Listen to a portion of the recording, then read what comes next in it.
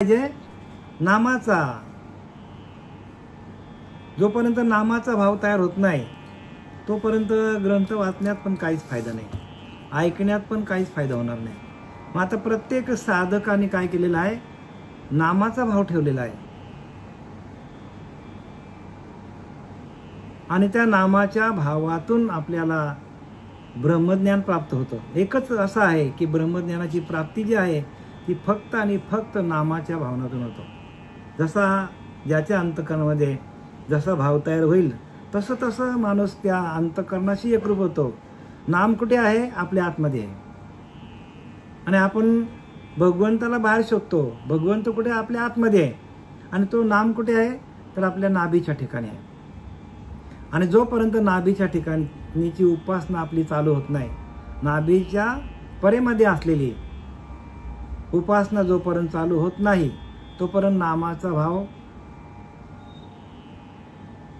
भाव प्राप्त होत नाही. म्हणून समर्थन लिहिलंय, परत्र साधने विन म्हणून आहे की श्रवण. जया नाही आत्मज्ञान तया नाम. करमणूक चाललेली सगळी. परत्र साधने विन म्हणजे जोपर्यंत परा साधली जात नाही, परेचं भजन चालू होत नाही, ओरिजिनल भजन जे आईच्या पिंडामध्ये चालू होतं ते भजन. म्हणून समर्थ रामदासांनी संपूर्ण दासबोध नामावरच लिहिलेला आहे. प्रत्येक समासामध्ये एक सुरुवातीचा मंगलाचरण सोडला तर बाकी सगळे समास आहेत ते सगळं श्रवण भक्ती निरूपण नाम, विष्णू स्मरण भक्ती निरूपण नाम. बघा प्रत्येक समासामध्ये नाम टाकलेलं आहे. 199 समास त्यांनी काय केलंय? नामाशिवाय बोललेच नाही. आणि ते नामच आपल्याकडे नसेल तर आपल्याकडे भक्तीचं काय काम नाही. नाम पाहिजे, नामाशिवाय काय कळत नाही ग्रंथ. म्हणून परत्र साधने विन, परा जोपर्यंत साधली, नाम काय करतो? परा साधली जातं. परेमध्ये भजन ओरिजिनल चालू होतं. परत्र साधने विन म्हणून आहे की श्रवण. जोपर्यंत परा साधली जात नाही तोपर्यंत श्रवण जरी केला किती पण तरी ते खरं नाही सांगतात रामदास स्वामी. म्हणून परेचं भजन आपल्याला सुरू व्हायला पाहिजे. त्यासाठी आपले प्रयत्न आहेत. ब्रह्मज्ञानाचा उपदेश आपण इथून का करतो? पराभक्ती चालू व्हायला पाहिजे. परत्र साधने विन म्हणून आहे की श्रवण. जया नाही आत्मज्ञान. याचा अर्थ काय होतो? जोपर्यंत परा साधली जात नाही तोपर्यंत आत्मज्ञान नाही असं सांगतात समर्थ रामदास. जया नाही आत्मज्ञान तया नाम. करमणूक चाललेली, करमणूक सगळ्या लोकांची करमणूक चाललेली आहे. उगाच आपला वेळ आपण स्वतःच काय करतो? नको त्या ठिकाणी जाऊन, नको त्या पंथामध्ये जाऊन आपण वेळ फुकट घालवतो. कितीतरी माणसं आमच्याकडे येतात इकडे अनेक पंथातली, पण त्यांच्याकडं विचारलं काय तुमच्याकडं, तर 60 वर्ष झाली, 70 वर्ष झाली आणि बाहेरचाच सांगतात सगळा. याचा अर्थ त्यांना पराभक्ती मिळालेली नाही. आणि जोपर्यंत पराभक्ती मिळत नाही, परेची उपासना मिळत नाही, कुंडलीने जागृत होत नाही, अजपा मिळत नाही, तोपर्यंत ज्ञान दुर्मिळ नाहीच असं समजलं तरी चालेल. पण आम्ही नाही म्हटल्यानंतर लोकांना राग येतो किंवा त्यांचं मन दुखावलं जातं म्हणून आम्ही स्पष्ट बोलत नाही. करा होईल असं सांगायचं, मग काही इलाज नाही त्याला. पण इथं सगळे साधकच आपले. साधकांनी एक मात्र ध्यानात घ्या, सरळ लिहिले की नाही, परत्र साधने विन जोपर्यंत परेची भक्ती चालू होत नाही म्हणून आहे की श्रवण. जया नाही आत्मज्ञान तया नाम. करमणूक चाललेली आहे. आणि ही करमणूक आपली कधी बंद होईल? पराभक्ती चालू झाल्यावर. आता आपण कालच्या याच्यामध्ये अध्याय 22 चालू आहे आपला. एकनाथी भागवत अध्याय 22 आणि श्लोक क्रमांक 55 चालू आहे आपला. आणि 55 श्लोकामधील ओवी क्रमांक आहे 641. काल आपली 641 झाली. आता 642 ओवी काय सांगते बघूया आपण. सुरुवात करूया आपण. श्रीराम समर्थ. ते विषय आसक्त जन ज्याशी अखंड विषय ध्यान, ज्याचे विषयी सदा मन देहाभिमान गोवित. प्रत्येक माणसाला देहाचा अभिमान आहे, प्रत्येक माणसाला कलेचा अभिमान आहे, प्रत्येक माणसाला कर्माचा अभिमान आहे, कोणाला रूपाचा अभिमान आहे, कोणाला पैशाचा अभिमान आहे, कोणाला सत्तेचा अभिमान आहे, आणि ही सत्तेचा अभिमान आहे. आणि हा अभिमान जोपर्यंत जात नाही तोपर्यंत विषयांचं ध्यान आहे. अभिमान जो आहे तो विषयांकडे नेतो, अभिमान परमात्म्याकडे नेत नाही बरं का, लक्षात घ्या. ही खून सांगितली, हे आपल्याला नाथबाबांनी खून सांगितली. काय खून सांगितली? की तेवी विषयासक्त जन ज्याशी अखंड विषय ध्यान. अखंड विषय ध्यान त्यांच्याकडे. त्यांचा विषय ध्यान काय आहे? तर ज्याचे विषयी सदा मन देहाभिमान गोवित. देहाचा अभिमान आहे आणि म्हणून विषयासक्ती आहे. देहाचा अभिमान गेला की माणूस देव झाला. बरेचसे लोक आपले वाद घालतात का? देहाचा अभिमान आहे. मी हे केलं, मी ते केलं. अरे बाबा, तू नाही केलं, माझ्याकडे असलेला परमात्म्याने माझ्याकडनं करून घेतलं. असा जर तुमचा भाव झाला तर जगामध्ये तुम्हाला कोणीच तुमच्याशी वाद घालू शकत नाही. वाद कशामुळे होतात? देहाभिमान, कलेचा अभिमान आहे, ज्ञानाचा अभिमान आहे, किती प्रकारचे अभिमान आहेत. म्हणून तुकारामाने एका शब्दात लिहून ठेवलाय. तुकाराम महाराज म्हणतात की तुका म्हणे देव झाला. कोण देव झाला? ज्याचा देहाभिमान गेला तो देव झाला. अहंकाराने नाडला तुका म्हणे वाया गेला. अहंकार गेला तुका म्हणे देव झाला. हो, देव व्हायला काय वेळ लागतो का? सगळं काम करणारा आपल्या शरीरामध्ये अहंकार आहे.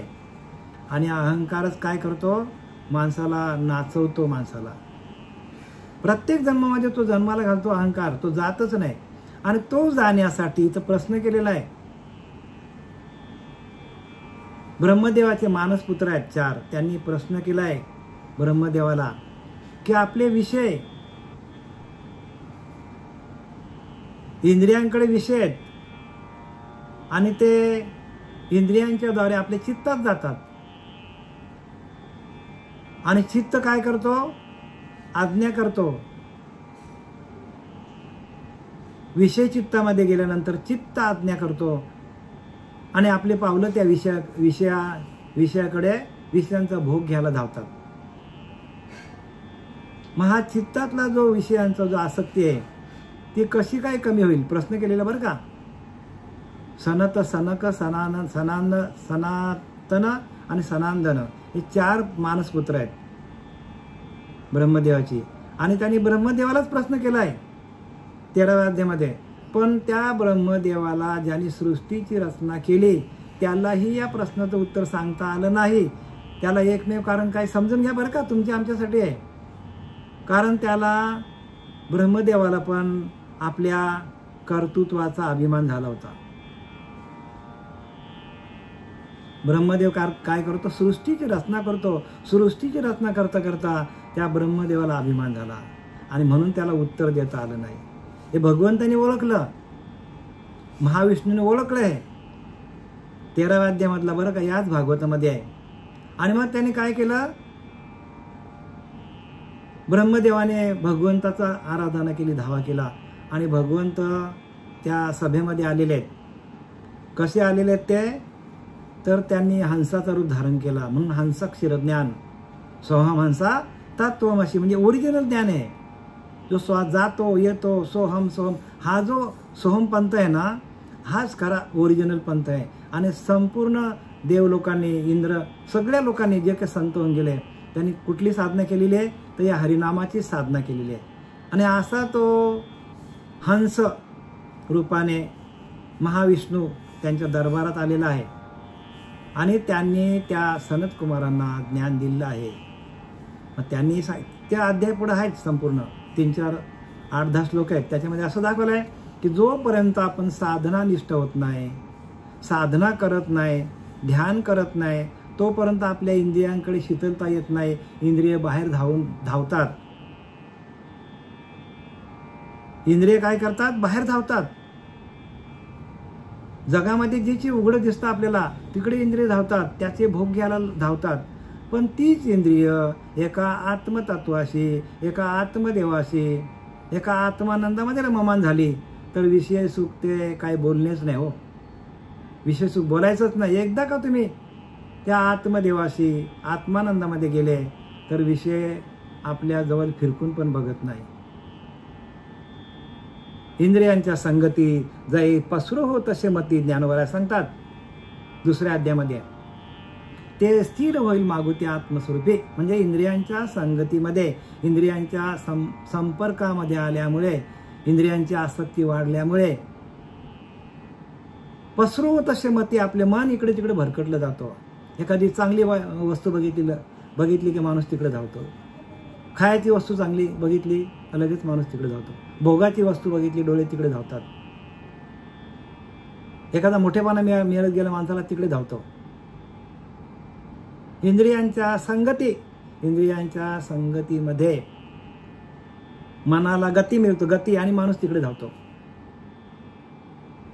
जाई पसरो हो तसे मती, ते स्थिर होईल मागुती. ती इंद्रिय स्थिर होतील, शांत होतील. पण कधी? आत्मस्वरूपी एका आत्मतत्वाशी एकरूप झाले तर, एका आत्मदेवाशी एकरूप झाले तर. बघा किती स्पष्ट लिहिले ज्ञानोबारांनी.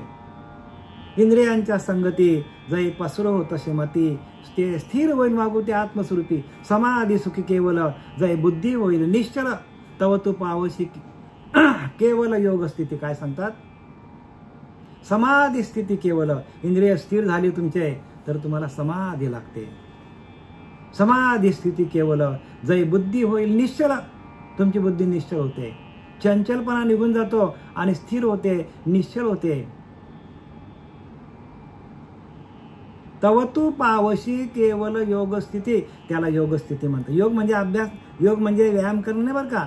योग म्हणजे त्या परब्रह्म तत्वाशी एकरूप होऊन देहाचा निराश, देहाला विसरणं, देहभान विसरणं आणि त्या भगवंताच्या भजनाशी एकरूप होणं. त्याला काय म्हणतात? तर त्याला समाधी म्हणतात.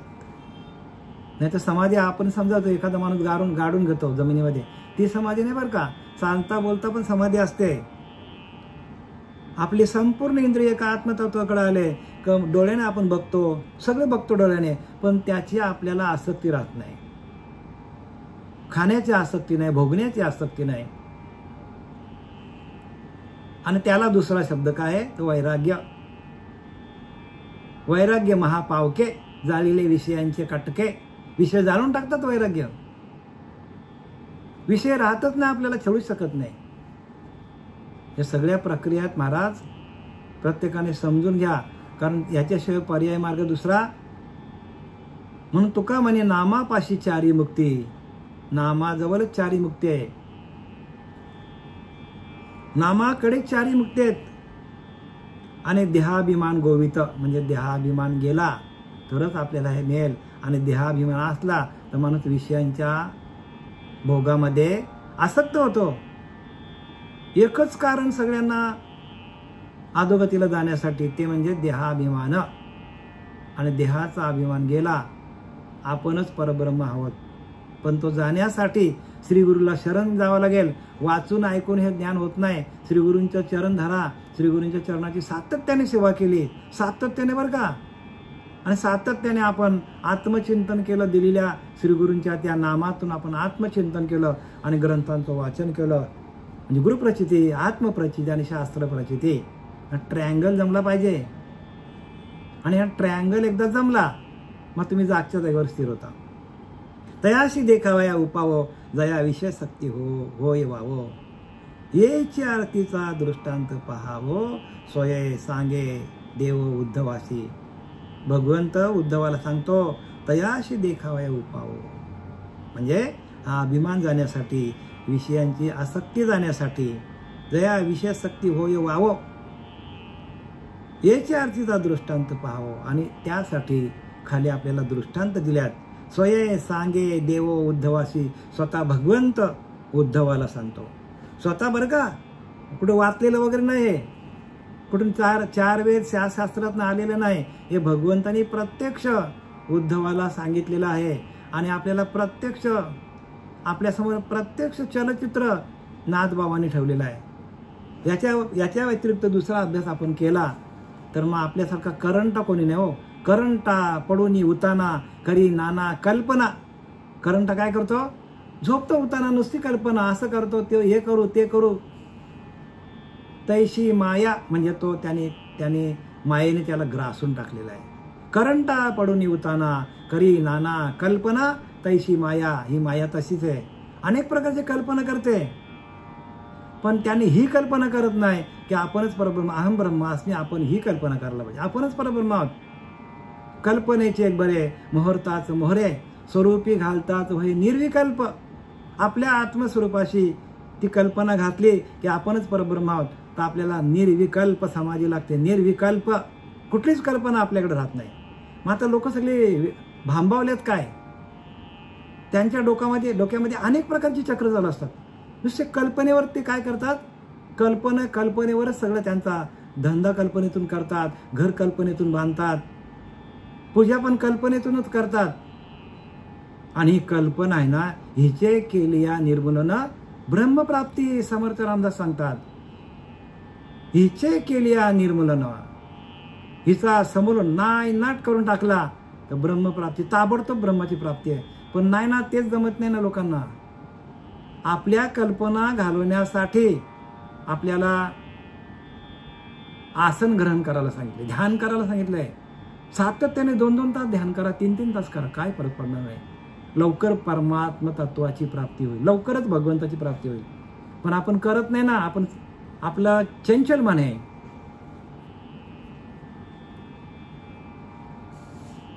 न करिता श्रवण मनन. बघा काय सांगितलंय, श्रवण मनन करायची पण गरज नाही.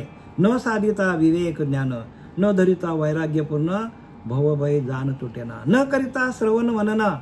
जर आपण श्रवणाचं मनन केलं नाही, नुसतं आपण श्रवण केलं, दिलं टाकून, अहो मनन तर व्हायला पाहिजे ना. मननशील लोकांशी अखंड देवाहरनिशी पाहता त्यांच्या पुरुषांची तांशी. मननशील लोकांशी, जे मननशील आहेत, ज्यांच्या मनामध्ये भगवंताचं अखंड चिंतन चालू आहे आणि जे काय श्रवण करतात त्या श्रवणाच्या ओव्या घेऊन त्या पाठांतर करतात आणि त्या ओव्यामधून जसं जसा अर्थ निघेल, गुह्य अर्थ बरं का, बाहेरचं नाही, गुह्य अर्थ निघेल, त्यांच्याकडे भगवंत आहे.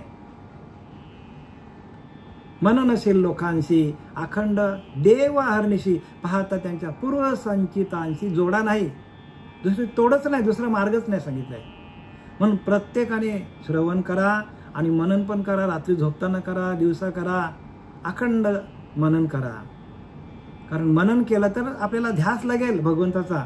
ध्यास लागण्यासाठी एकमेव साधन श्रवणाचं मनन केलं पाहिजे. मननातून आपल्याला निधध्यास लागतो, मननातून आपल्याला भगवंताची ओळख होते.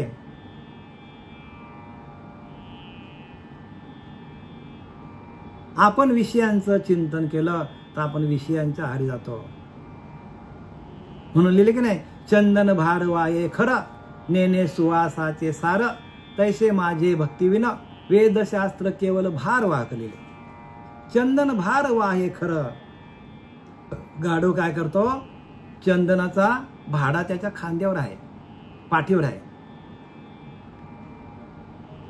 पण चंदनाला सुगंध किती असतो. सुगंधाचं काय त्याला पाता आहे का त्या गाढवाला. तसं आपण गाढव आहोत. समर्थ सांगतात, रामदास स्वामी नाही बरं का, नाथबाबा सांगतात, आपणच गाढव आहोत. तैसे माझेनी भक्तिविना, माझी भक्ती करत नाही. म्हणजे भगवंत म्हणतो माझी भक्ती करत नाही. माझेनी भक्तिविना वेदशास्त्र केवल भारवाहक. वेदशास्त्र जेवढे तुम्ही पठन कराल ते तुम्हाला भारवाहक, ओझे वाहण्यासारखं होईल. ओझा तसा गाढव कसा ओझा होतो, चंदनाचा सुगंध नाही त्याला, तसा आपल्याला किती पण आपण शास्त्र वाचली, 4 वेद 6 शास्त्र 18 पुराणे जरी वाचली तरी पण भगवंत म्हणतो माझे भक्तिविना वेदशास्त्र केवल भारवाहक. नुसतं ओझी टाकल्यासारखे होईल, पण भगवंताची प्राप्ती होणार.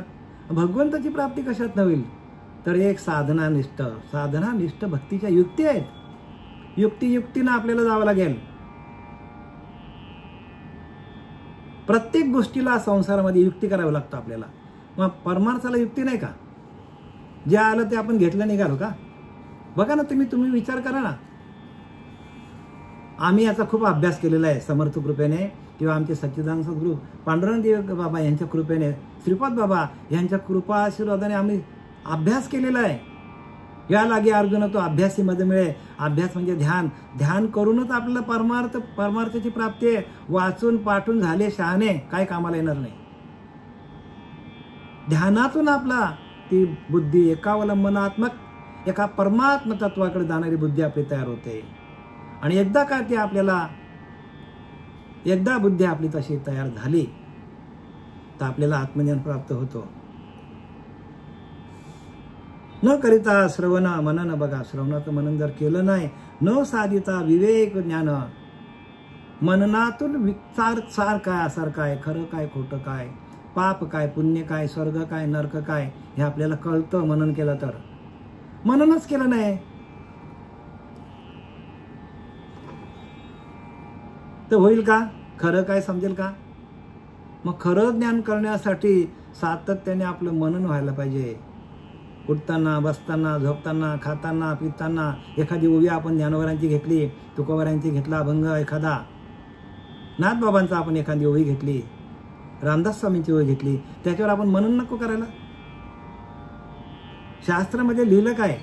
मननाला एक स्वाद आहे, आणि तो स्वाद जर तुमच्या हातात आला तर तुमची गोडी वाढत जाते. तुम्ही मननच केलं नाही.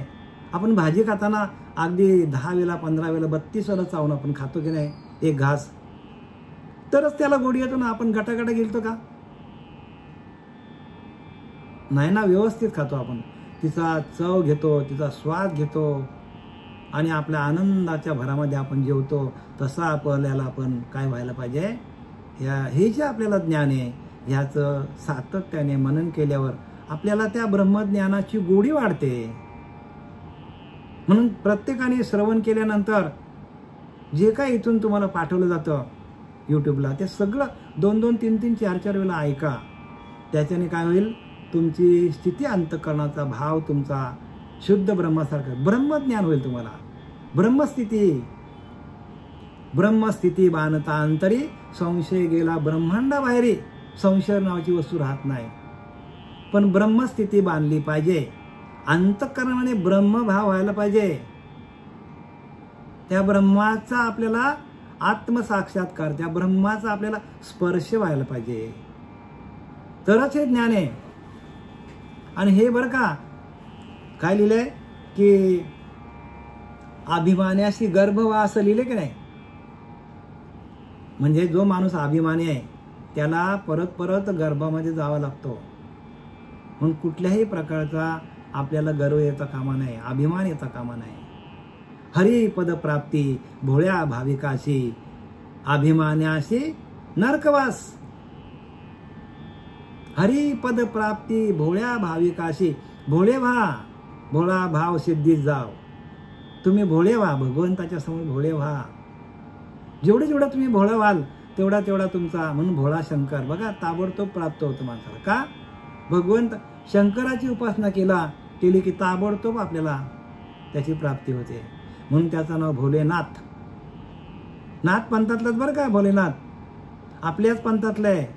आदिनाथ गुरु सकळ सिद्धांचा. आपण त्याचेच कोण आहोत? त्याच पंथाचे आपण पायिक आहोत. म्हणून हरिपद प्राप्ती म्हणजे हरीची प्राप्ती भोळ्या भाविकाशी, भोळे राहा. अभिमान्याशी नरकवास, ज्याच्याकडे अभिमान असेल कुठल्याही गोष्टीचा बरं का, संसारातले असो, प्रपंचातले असो, परमार्थातले असो, नरकात जावं लागेल. नरकात, नरकवास, गर्भवास, परत जा. गर्भवास नरकवास म्हणजे काय? गर्भात गेलं तर नरकच आहे. म्हणजे परत जन्म. आणि कुठल्या जन्माला हे माहीत नाही आपल्याला. मनुष्य देह परत नाही.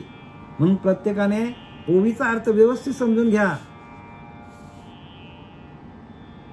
न करिता मनन, न साधिता विवेक ज्ञान, न धरिता वैराग्यपूर्ण भवभय जाण तुटेन. आपल्याला मननातून काय होतो तर विवेक जागृत होतो, आणि विवेकातून वैराग्य येतो माणसाला, आणि वैराग्यातून भवभय जाण तुटे ना. काय? वैराग्यातून भवाचं भय म्हणजे जन्माला येणं आणि मरणं, हे जन्म मरणाचं बंधन तुटून जातो.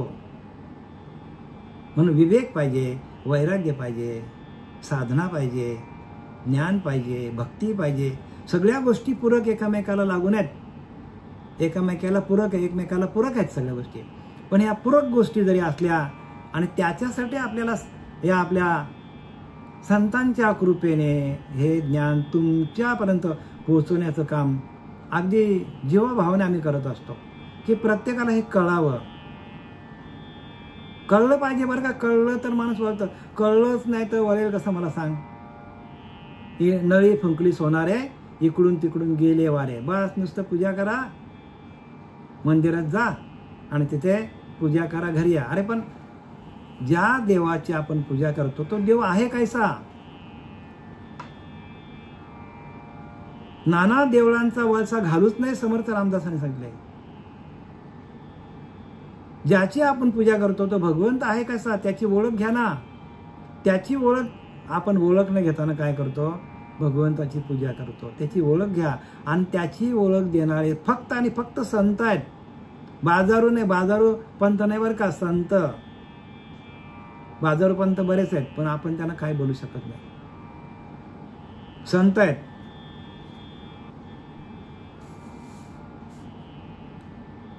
संसार मिथ्या तोंडे म्हणता, न तुटे सुख दुःख भववार्ता. संसार खोटा आहे हो, असं म्हणून संसार तुटत नाही.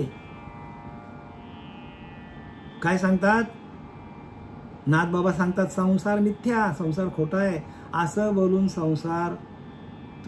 संसारातले सुख दुःख जात नाही. मग सुख दुःख घालण्यासाठी जसं आपण डॉक्टरकडे गेलो तर आपण काय करतो? डॉक्टरला सांगतो, डॉक्टर माझा असं असं पोटात दुखतो, पाठीत दुखतो, सांगतो ना डॉक्टरला. मग डॉक्टर काय करतो? जा बरं होईल. होईल का बरं? बरं होतं का? डॉक्टर आपल्याला गोळ्या खायला देतो आणि आपण त्या गोळ्या खाल्या तरच बरं वाटतं आपल्याला, आणि गोळी खालीच नाही तर नुसत्या डॉक्टरच्या सांगण्यावरून बरं होईल का? तसं आपल्याला हरिनामाची गोळी आपल्याला दिलेली आहे, ती आपण घेतलीच नाही तर आपलं भवरोग जाईल का? आपल्याला हरिनामाचा मंत्र दिलेला आहे आणि सगळ्या रोगांवर एकच मंत्र आहे, ते म्हणजे हरिनाम. आणि तो हरिनाम प्रत्येकाच्या मुखामध्ये आला तर सगळे आपल्याला कुठलेच रोग आपल्याला कुठलेच रोग लागू शकत नाही. संसार मिथ्या तोंडे म्हणता, तोंडाने म्हणता अरे संसार खोटा आहे. न तुटे सुख दुःख भवव्यथा. म्हणून सुख दुःखाची भवव्यथा तुटत नाही. जन्म मरणादी अवस्था अहम ममता सुटेना. आणि जन्म मरणाची वार्ता पण सुटत नाही आणि अहंकार पण सुटत नाही, काही सुटत नाही. नुसतं बोलून नाही. बोलाचीच काढ ना बोलाचीच काय म्हणतात त्याला, असं आहे ना ते, असं आहे ते. नुसता बोलून नाही. बोलाचीच कडी ना बोलाचीच भात. खायला खात तर नाही, नुसता बोलतो. होईल का? पोट भरेल का? जेवल्या विना पोट भरले. ज्ञाने विना मुक्त झाले हे तो घडे ना, समर्थ रामदास सांगतात. ऐकल्या विना कळले, जेवल्या विना पोट भरले, ज्ञाने विना मुक्त झाले हे तो घडे ना, समर्थ रामदास सांगतात. ऐकल्या विना कळले, ऐकलंच नाही, कळतो का? कळेल का? जेवल्या विना पोट भरले, जेवलोच नाही आपण, गोळ्या खाल्ल्याच नाही आपण, जाईल का आपल्याला? आपल्याला झालेलं दुखापत जाईल का? बरी होईल का? अजिबात बरी होऊन गोळ्या खावा लागतात आपल्याला. द्वैतातला नियम आहे, गोळ्या खावा लागतात. तसा आपल्याला हरिनामाचा जप दिलेला आहे, हरिनामाचा मंत्र दिलेला आहे, तो आपल्याला घेतल्याशिवाय आपली संसार व्यथा, आपली संसार बंधन आपल्याला तुटणार नाही हो. संसार बंधन तोडण्यासाठी हरिनामाचं जप सातत्याने करायला पाहिजे, जो दिलाय तो. सकाळी करा, दुपारी करा, संध्याकाळी करा, रात्री करा, 4 टाइम करा ना. आणि एकदा का तुम्हाला सवय लागली आणि तुम्हाला अंतःकरणामध्ये तुमचा भाव तयार झाला आणि तो आनंद स्वरूपावस्था तुमच्यामध्ये निर्माण झाली तर मग त्या आनंदाला काय? त्या आनंदाला पारावर नाही हो. दुःख तुमचं कुठलं कुठे पडून जाईल. मग हे कोणी सांगत नाही ना. सोपा मंत्र परी नेमस्त, साधे औषध परी गुणवंत, तैसे माझे बोलणे सप्रचित असे समर्थ सांगतात. प्रचितीसहित बोलतो. सोपा मंत्र परी नेमस्त, सोपा आहे हो. श्वास जातो येतो जातो, सोपा मंत्र आहे. नेमस्त म्हणजे सातत्याने घ्यायला सांगितलंय. साधे औषध परी गुणवंत. हे औषध साधा आहे पण तुम्हाला गुण देऊन जाणार, पण ह्या औषधाचा कोणी प्रयोगच करत नाही. डॉक्टरकडे जातात, गोळ्या खातात, म्हणजे पैसे खर्च करून आपण काय करतो, विकतचं दुखणं आपण घरात आणतो. आणि सोपा मंत्र आहे, परी नेमस्त सातत्याने करायचा. साधे औषध परी गुणवंत. औषध साधा आहे पण 100% गुण येणार. तैसे माझे बोलणे सो प्रचित असे. बघा, प्रचिती सहित बोलतो समर्थ रामदास, प्रचिती सहित बरं का, अनुभवासहित बोलतो समर्थ रामदास सांगतात. पण ही प्रचिती कोणी घेत नाही ना. आपले नुसतेच पद सुटलेत बस. ह्या पंथात जा, त्या पंथात जा, ह्या मंदिरात जा, त्या मंदिरात जा, ह्या तीर्थाला जा, त्या तीर्थाला जा. जाऊ नये का? जा तुम्ही, आम्ही नाही म्हणत नाही. पण प्रचिती तुम्हाला आली का याचं घ्या ना. ऐका, प्रचितीची लक्षणे. प्रचित पाहतील ते शहाणे. आपल्याला शहाणं व्हायचं का येडच राहायचं? आपल्याला प्रचितीच नाही. भगवंताचं नाम असून अखंड चालतो का? ही प्रचिती आहे. अखंड चिंतन विठोबाचं आपलं चालतो का? आपलं थांबतं नाम.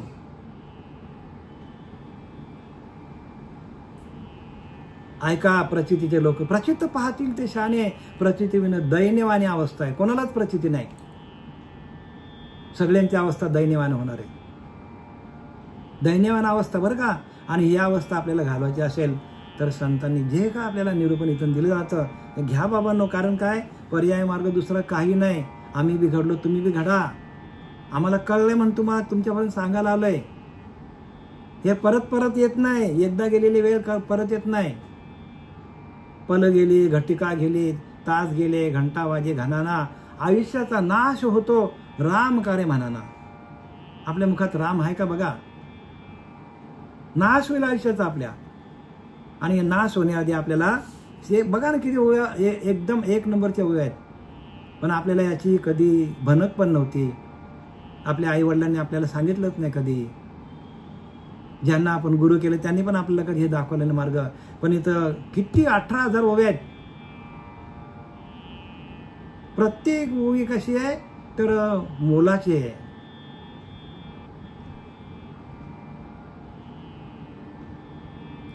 ऐसे जे अज्ञान जन तेही अवश्य करावे साधन. आता समर्थांनी आता नाथबाबांनी आपला उपाय सांगितला. काय सांगितलाय? ऐसे जे अज्ञान जन तेही अवश्य करावे साधन. विवेक वैराग्य धरिता पूर्ण भवबंधन निवारे. आपला भवबंधन म्हणजे जन्म मरणाचा फेरा आपला चुकून जाईल. कशाने? ऐसे हे अज्ञान जन. या अज्ञानी लोकांना कोण सांगेल? मग त्याच्यावर उपाय त्यांनी सांगितला अज्ञानी लोकांसाठी. सगळेच अज्ञानी आहेत बरं का. जे ध्यान करत नाही ना, ते आत्मस्वरूपाशी एकरूप होत नाही, ते सगळं अज्ञान सांगितलंय. एका केशवराजे सकळ सिद्धी. एका परमात्म्याला प्राप्त करणं, एका अंतरीच्या अंतरात्म्याशी एकरूप होणं हीच खरी भक्ती आहे. आणि म्हणून काय सांगतात? असे अज्ञान जन तेही अवश्य करावे साधन. म्हणजे अज्ञानी लोक आहेत त्यांनी काय करायचं? साधन म्हणजे काय? ध्यान करायचं. एका जागेवर आसन घ्यायचं, आसनावर बसायचं आणि आपल्या अंतरीच्या अंतरात्म्याशी एकरूप होऊन त्याचं भजन करायचं. साधन, त्याला साधन म्हणतात. विवेके वैराग्य धरिता पूर्ण. आणि आसन साधन, असं साधन करता करता आपल्या पिंडामध्ये आपण ज्या देवाचं आपण चिंतन करतो, ज्या आत्मदेवाचं आपण चिंतन करतो, तो आत्मदेवच आपल्याला प्राप्त होतो. आणि तो आत्मदेवच आपल्याला बुद्धी देतो. आपण विवेक, तो विवेकच आपल्याकडे पुरवला जातो. आत्मदेवच आपल्याला विवेक प्राप्त करून देतो. आत्मदेवच आपला वैराग्य निर्माण करतो. आत्म्याशिवाय बोलतच नाही मी. का? आत्मा हाच आपला ईश्वर आहे.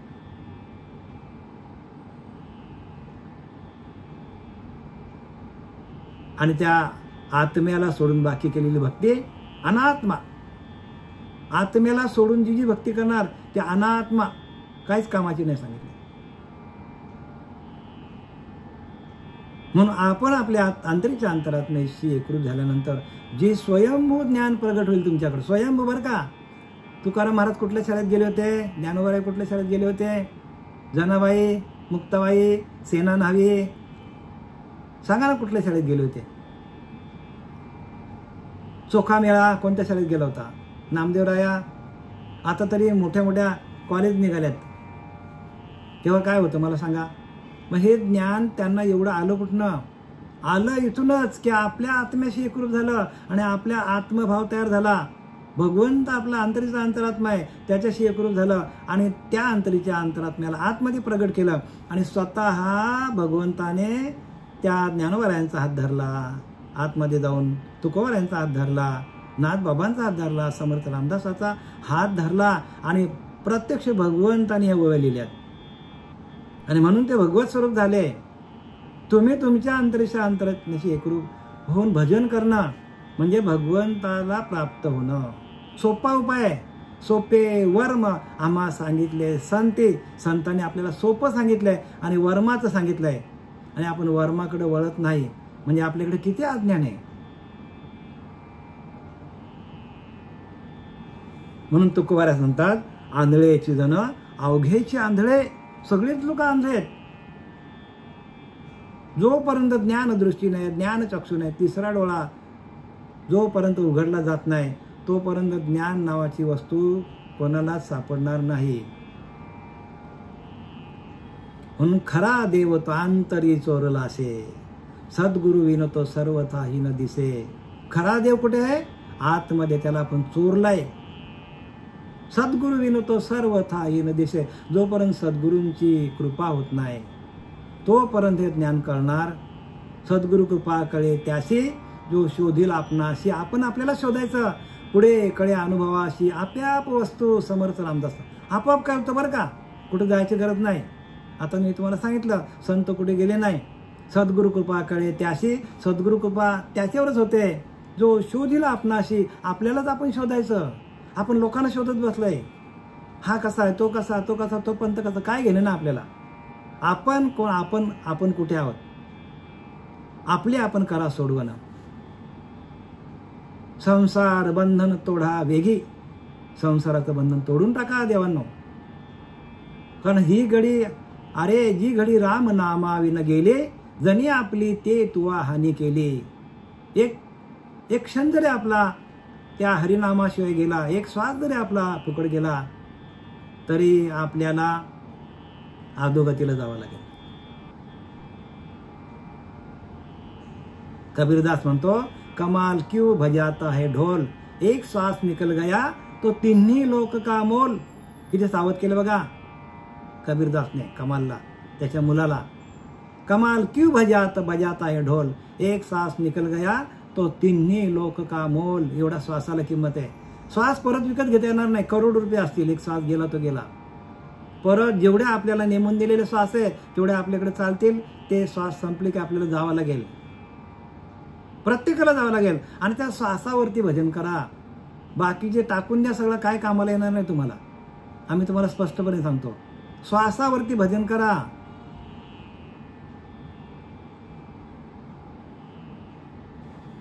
आणि श्वासावरती केलेलं भजन आपल्याला भगवंतापर्यंत, कारण श्वास हाच आपला देव आहे.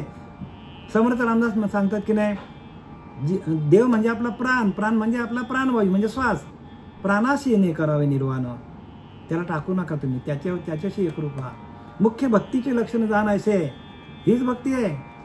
ऐसे परमसख्य धरिता, देवास लागे भक्तांची चिंता. देवाला भक्ताची चिंता लागते, देवाला आपली चिंता व्हावं लागतो.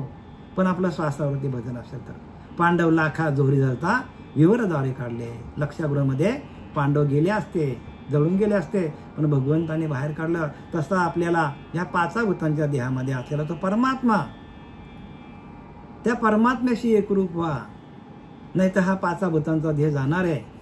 पांडव लाखा जोहरी जळता, हा लाखेचा लाक्षागृह आपला देह म्हणजे ह्या देहा आपला लाक्षागृह आहे. कधी जळून जाईल बोलू शकत नाही आपण. मग त्याच्यामध्ये असलेला परमात्मा, तो श्रीकृष्ण परमात्मा बसलेला आहे, त्याचं भजन करा. झाली सेवा. आपले सच्चिदानंद सद्गुरू पांडुरंग देवकर बाबा, सच्चिदानंद सद्गुरू श्रीपाद बाबा, सच्चिदानंद सद्गुरू रामदास बाबा, नारायण बाबा, नाना बाबा यांच्या चरणी समर्पित करीत आहे. पुंडलिकावर हरी.